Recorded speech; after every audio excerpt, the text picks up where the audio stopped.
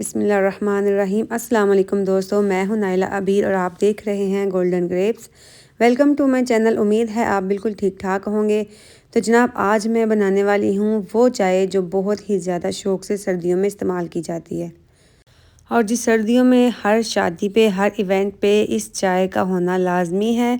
साथ में गाजर का हलवा हो जाए तो मज़ा दुबाला हो जाए। जी बिल्कुल, आज मैं बनाने वाली हूँ कश्मीरी चाय।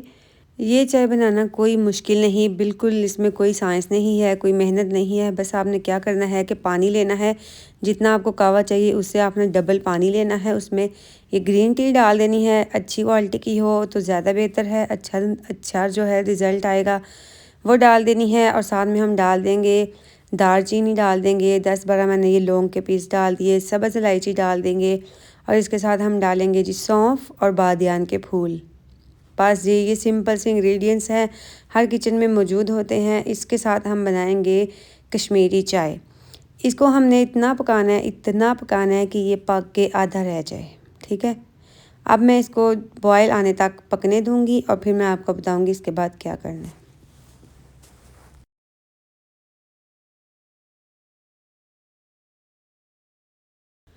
चलें जी, इसको कवर कर देते हैं ताकि जल्दी से बॉयल आ जाए।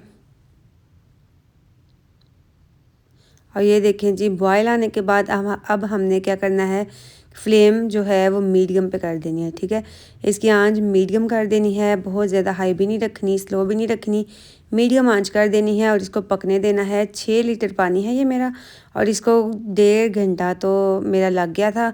आप देख लें, फ्लेम आपने मीडियम रखनी है, जितना आपको कहवा चाहिए उससे डबल पानी का आपने इस्तेमाल करना है। और उसको इतना पकाना है कि ये पानी जो है वो पक पक के आधा रह जाए।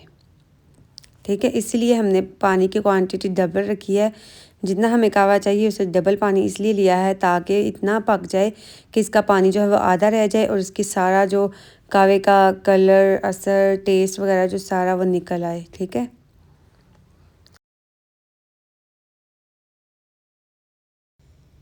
ये देखें जी, कहवा हमारा तैयार है। आधा पानी मेरा जो है वो खुश्क हो चुका है, आधा बाकी रह गया कहवा। अब मैं इसको छान लूँगी। आप इसका कलर चेक करें, माशाल्लाह जब इसमें दूध डाला जाएगा इसका लाइट पिंक कलर होगा। जो कश्मीरी चाय है उसमें जो है वो पिंक कलर यूज़ होता है। जो भी कहता है कि इसमें कलर यूज़ नहीं होता, इसका ओरिजिनल कलर, वो सब गलत है। ओरिजिनल रेसिपी यही है कि इसमें पिंक कलर यूज़ होता है, लेकिन वो अब हम कावे में यूज़ नहीं करेंगे, वो हम यूज़ करेंगे चाय में।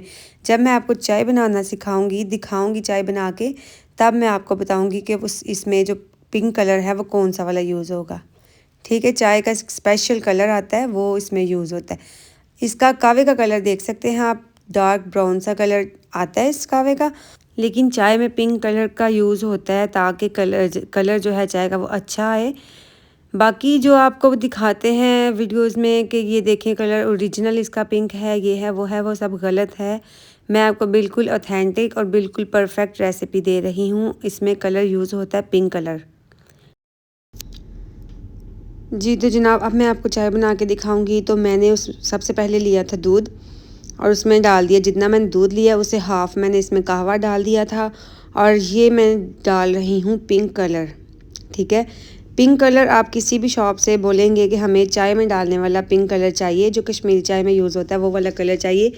ईज़िली हर शॉप पे अवेलेबल है ये वाला पिंक कलर। ठीक है, ये डाल देंगे और इसको हम इसमें डालेंगे नमक। नमक इस चाय में ज़रूर जाता है, अगर आपको नहीं पसंद स्किप कर सकते हैं, लेकिन नमक के बिना इस चाय का मज़ा नहीं आता। नमक जाएगा इसमें, शुगर जाएगी और बस।